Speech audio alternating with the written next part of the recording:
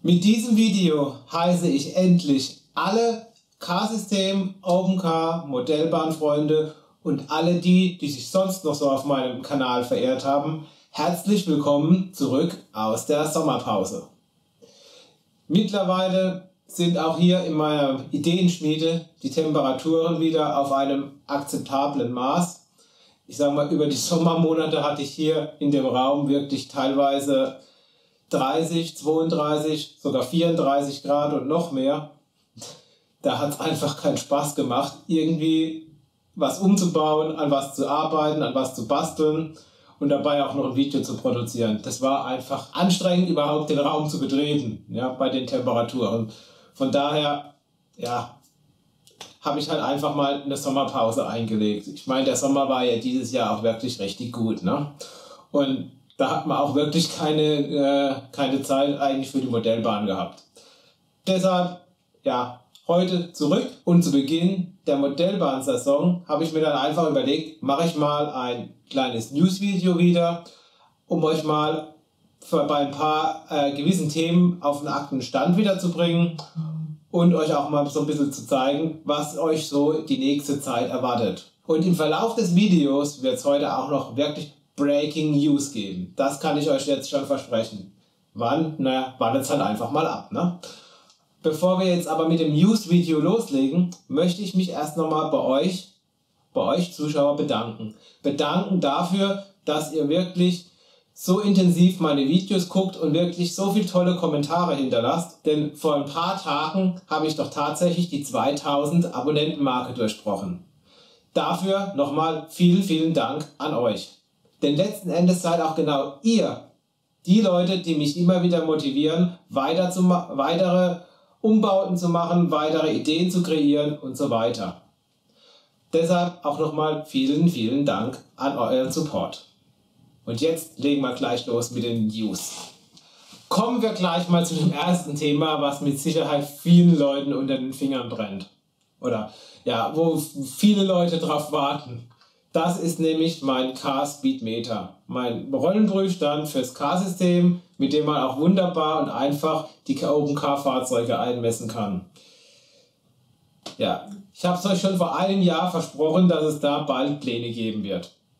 Ja, und was ist passiert? In dem Jahr nichts.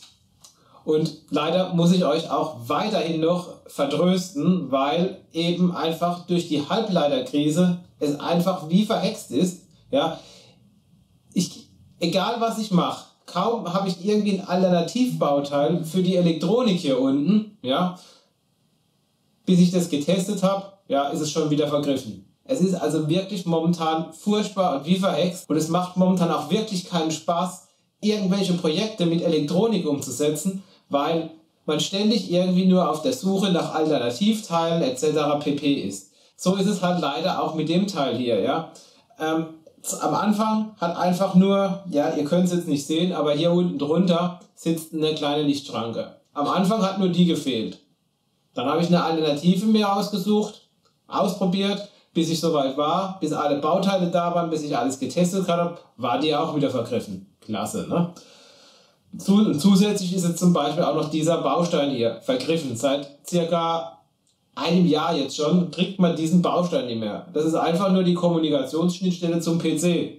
Bei allen Halbleiterhändlern ist die irgendwie vergriffen. Und die Liefertermine, ich habe heute gerade mal wieder reingeguckt, ja, die werden von Woche zu Woche immer weiter nach vorne geschoben. Mittlerweile sind wir irgendwo im Februar, März 23, wo es den Baustein erst wieder geben soll.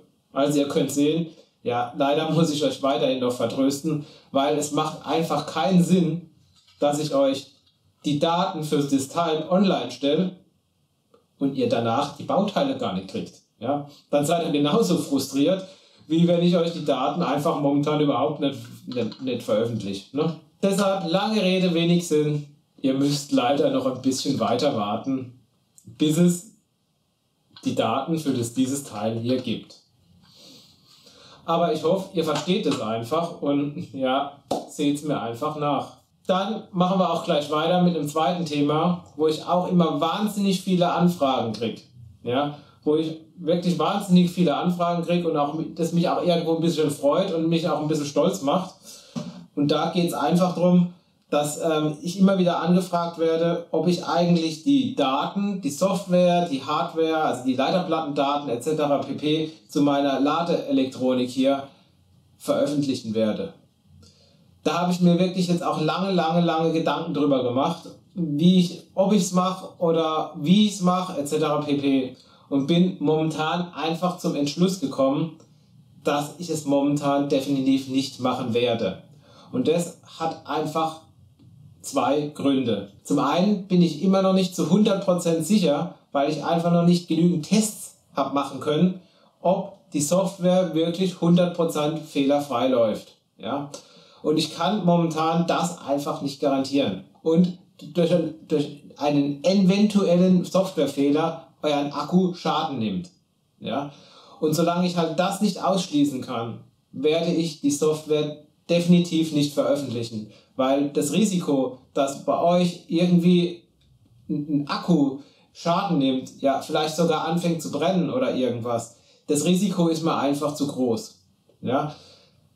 Ich bin noch am Überlegen, wie ich das Ganze ein bisschen absichern kann, aber da sind mir momentan einfach noch nicht so richtig die Ideen gekommen. Das ist der eine Grund. Der zweite Grund ist, ich kann es euch jetzt leider nicht zeigen, weil ich die Platine hier oben nicht abnehmen will, aber auf der Hauptplatine unten drunter, da wo der ganze Prozessor und so weiter und die ganze Steuerung sitzt, da sind teilweise so kleine Bauteile verbaut, die könnt ihr mit Hand definitiv nicht mehr löten. Ja, also ich habe es selbst probiert und ich kann locker von mir behaupten, dass ich ziemlich gut löten kann. Zumindest sagen das viele. Deshalb, also ich krieg's nicht mehr hin, die da Bauteile dann mit Hand zu löten. Ich löte die Platinen hier unten mit Heißluft. Deshalb, das ist auch der zweite Grund, warum ich sage, ja, da habe ich momentan meine Bedenken damit, dass halt viele dann auch die Platinen gar nicht gelötet bekommen. Und ja, da auch wieder halt einfach dann das Problem ist, ich kann es momentan dann nicht ausschließen, wenn man einen Fehler macht beim Löten, ob dann der Akku dadurch nicht irgendwie einen Schaden nehmen kann.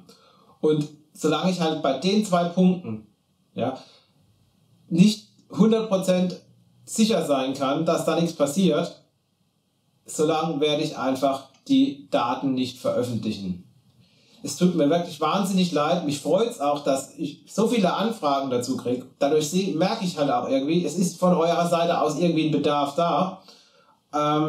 Und das freut mich auch wahnsinnig. Und ich würde euch da wirklich wahnsinnig weiterhelfen, aber bitte seht es mir momentan nach. Das Risiko ist mir einfach zu groß. Ja? Weil wenn wirklich mal da ein Akku in Brand gerät, glaubt mir, das ist nicht lustig. Was ich aber definitiv vorhabe und auch machen werde, ist, ich werde euch zeigen, wie ihr meine Ladestation hier unten, das untere Teil, diese Ladestation, wie ihr die mit solchen handelsüblichen Ladeplatinen betreiben könnt.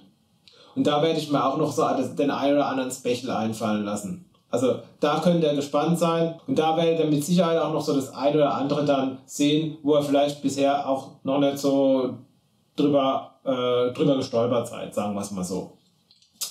Das ist also mal Thema 2. Kommen wir zu dem Teil hier. Was hat es damit auf sich? Ich schiebe es mal ein bisschen zur Seite.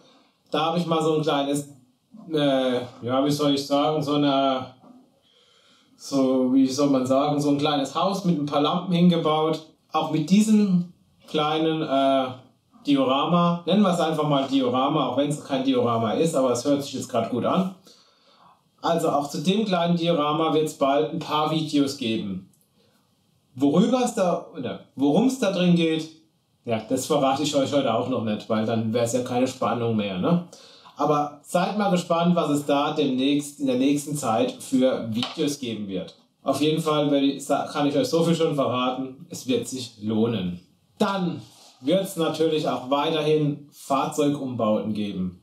Auch wenn ich das in der nächsten Zeit nicht mehr so arg oder nicht mehr so primär machen werde, weil ich habe jetzt in den letzten 1-2 Jahren habe ich jetzt wirklich sehr, sehr viele Fahrzeugumbauten hier auf meinem Kanal veröffentlicht. Und ich sage mal, es macht halt jetzt wenig Sinn, da noch den 5., 6., 7., 8. Fahrzeugumbau zu veröffentlichen, zu verfilmen und euch zu präsentieren, wenn es dann wirklich große Neuerungen gibt.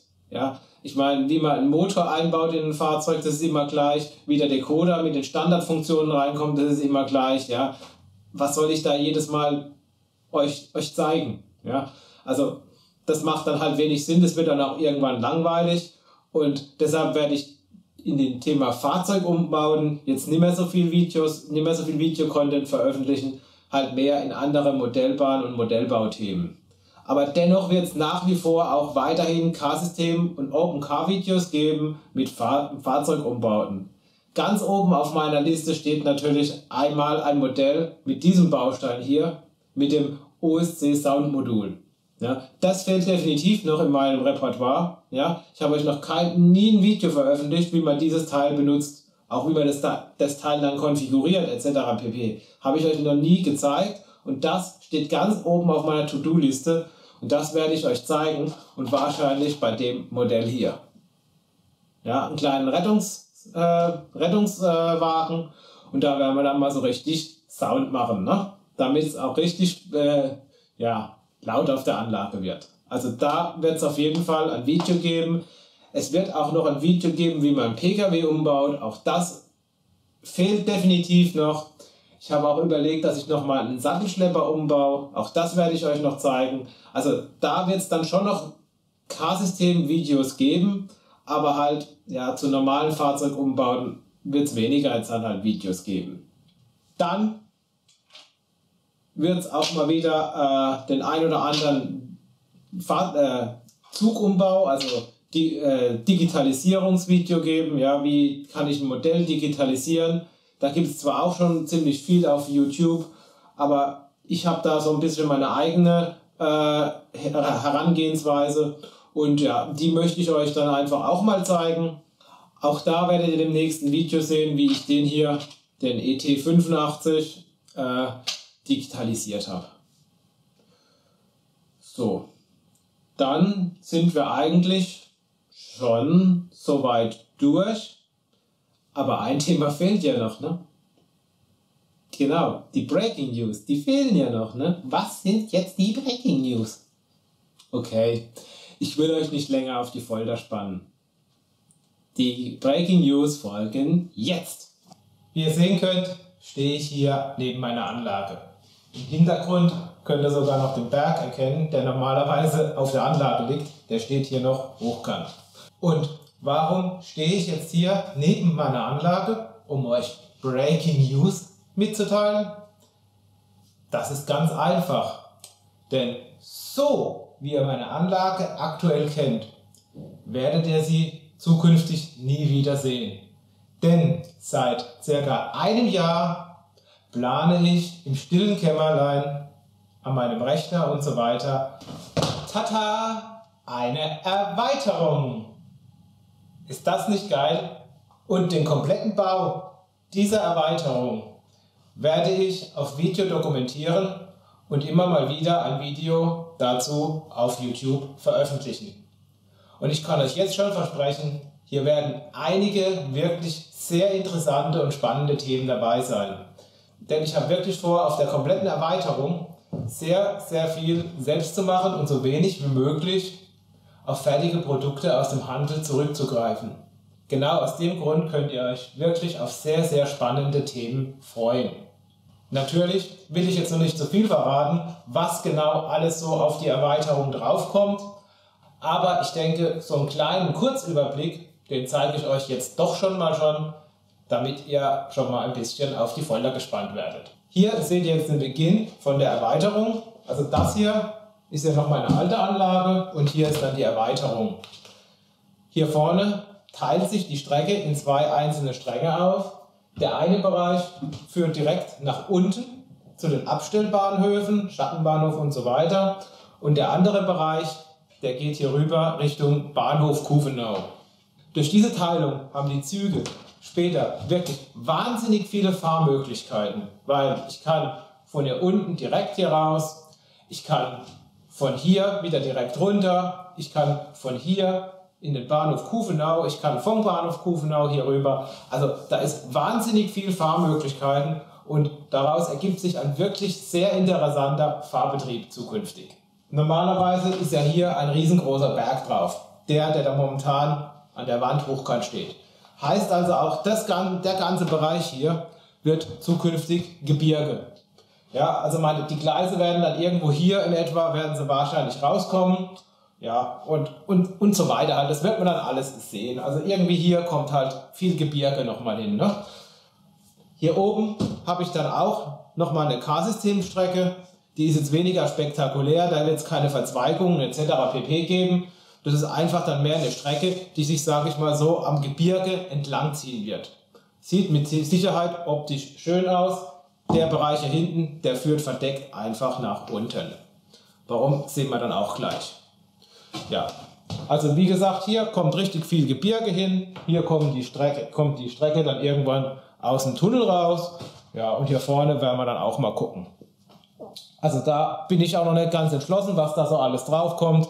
Das wird sich dann mit dem weiteren Bau irgendwie ergeben. Weiter geht es dann hier, auch teilweise relativ unspektakulär. Ja, hier einfach mit einer eingleisigen Strecke wieder. Ein bisschen geschwungen, auch dass es halt irgendwie so in die Felslandschaft reinpasst. Und hier in dem Bereich, ungefähr hier in dem Bereich, da kommt dann ein zugefrorener Wasserfall hin. So viel weiß ich schon, also hier soll auf jeden Fall mal ein zugefrorener Wasserfall hin. Ich denke mal, das wird auch relativ spannend, so ein Thema umzusetzen. Gerade im Winter mit zugefroren bin ich mal gespannt, wie mir das gelingt. Da habe ich dann auch noch so einige Highlights vor, die ich jetzt aber noch nicht verraten möchte. Auch hier seht ihr wieder die Straße. Im Bereich des Wasserfalls wird dann die Straße im Tunnel verschwinden und ja, die Gleistrasse hier vorne wird über eine Brücke laufen. So stelle ich mir das irgendwie mal vor. Ja, dann drehen wir mal die Kamera etwas. So, die ganze Trasse, ja, also die Schienentrasse, hier geht es dann in eine Kurve rein. Natürlich ist die Kurve überhöht, ja, sieht man jetzt wenig hier, aber in Wirklichkeit ist es so. Sehen wir dann auch noch im Detail. Die Autos hier hinten, die drehen einfach. Ja, die Autos werden hier hinten einfach drehen. Hier ist dann mit dem K-System Ende. Also ihr seht, das ist im Prinzip bloß nochmal eine Ringstrecke, ist aber mit dem Rest der Anlage verbunden. Ja, hier geht es dann in der Kurve. Da hinten wird dann das Gebirge so langsam auslaufen und in ein Feld übergehen. So mal die Idee. Und hier vorne möchte ich eigentlich Wald nochmal hinbauen. Aber nicht kein, sag ich mal, Erholungswald, wo Leute spazieren gehen und so weiter, sondern mehr ein Wirtschaftswald, ja, wo quasi Bäume gefällt werden etc. pp. So ist mal die Idee, hier vorne einen Wirtschaftswald hinzubauen. Und dann drehe ich mal meine Kamera weiter. Das Ganze geht jetzt hier weiter. Und ganz da vorne endet die Strecke dann in einem Kopfbahnhof. Ja? Ein Thema, was mir auch schon lange irgendwie im Kopf rumspinnt, ist nämlich ein Kopfbahnhof. Ja? Und den wirklich schön gesteuert mit Rangierbewegungen, mit Lokumsetzerei und so weiter. Und das alles computergesteuert. Das schwebt mir vor und das möchte ich hier umsetzen. Also ihr seht, auch hier in der Kopfbahnhof, da wird es wirklich sehr, sehr spannende Projekte geben und sehr, sehr spannende Ideen. Ich blende euch jetzt auch noch mal ein paar Bilder aus dem Gleisplanprogramm ein, damit ihr mal sehen könnt, wie das optisch in etwa aussehen soll. Wundert euch nicht, im Gleisplanprogramm ist es zwar grün, hier wird später alles weiß. Natürlich würde mich auch sehr eure Meinung interessieren, wie ihr diese Erweiterung findet. Deshalb schreibt mir doch gerne mal in die Kommentare, wie euch die Erweiterung gefällt. Wann genau die bei den ersten Ausstellungen zu sehen sein wird, kann ich aktuell leider noch nicht sagen. Ja, also so wie sie momentan da steht, möchte ich sie definitiv noch nicht zeigen. Also da ist erst noch mal ein bisschen Arbeit notwendig, bevor das erste Mal live zu sehen sein wird. Aber ich denke mal, der Tag X wird mit Sicherheit kommen und da werde ich euch dann auch noch rechtzeitig darüber informieren. Aber soweit erstmal heute zu den Breaking News. Tja, das waren also die Breaking News. Ich baue eine Erweiterung. Also ich kann euch versprechen, wenn ich wirklich all diese Themen, die ich da vorhabe, umsetzen kann und umsetzen werde, dann seht ihr da wirklich mega geile Videos. Das verspreche ich euch. Also da könnt ihr euch wirklich auf was gefasst machen. Und ihr seht auch, mit der Erweiterung gehe ich auch wirklich ein bisschen weg von reinen K-System-Videos hin mehr zu auch Modellbahnvideos. Das ist auch sowas, was ich mir in der Sommerpause jetzt Gedanken gemacht habe. Wie geht es mit meinem Kanal weiter? Ja, weil klar, das Thema K-System ist wirklich mega interessant und mega spannend. Es macht mir auch wahnsinnig viel Spaß. Aber irgendwo wiederholt sich halt dann auch immer wieder. Und wenn es sich immer wieder wiederholt, dann wird es irgendwann langweilig. Ja? Und deshalb habe ich mir gedacht, naja, ich gehe halt auch einfach mal ein bisschen mehr in die Richtung Modellbahn bzw. Modellbau. Und ansonsten halt auch, da werden mit Sicherheit wahnsinnig viele Knopfdruckaktionen draufkommen, wo ich auch immer mal wieder gucke und euch zeige, wie ich jetzt so die Mechanik baue und so weiter. Also da könnt ihr euch wirklich auf mega spannende Videos freuen. Und somit sind wir heute auch schon am Ende dieses Videos angelangt. Ich glaube, es ist jetzt doch schon wieder ein bisschen länger geworden, als ich eigentlich gedacht hatte. Ja, das Phänomen habe ich irgendwie immer bei meinen Videos. Ich will ein kurzes Video drehen, das wird dann wirklich doch wieder ein bisschen länger. Ja, ist halt so bei mir. Ich kriege es irgendwie anders dann nicht hin. Schreibt mir gerne unten in die Kommentare, wie euch dieses Video gefallen hat. Wenn es euch gefallen hat, würde ich mich auch um einen Daumen nach oben sehr, sehr freuen. Und ja, natürlich könnt ihr mir auch alles in die Kommentare schreiben über die Themen, die ich jetzt hier angesprochen habe, was ihr da so drüber denkt und ja, wie ihr das Ganze so seht. Auch, ich habe es ja eben schon mal erwähnt, was ihr von meiner Erweiterung haltet, wie euch die gefällt. Vielleicht sagt auch der eine oder andere, hey, mir fällt da gerade ein Thema ein, warum baut er das nicht da drauf? Ja, auch so Themen könnt ihr mir wirklich wahnsinnig gerne in die Kommentare schreiben. Und ja, vielleicht, wer weiß, kommt dann irgendwann ein Video und ich habe genau dieses Thema umgesetzt. Ja, wer weiß. Ich wünsche euch wieder eine wunderschöne Zeit. Genießt den Herbst und ich hoffe, wir sehen uns beim nächsten Video wieder.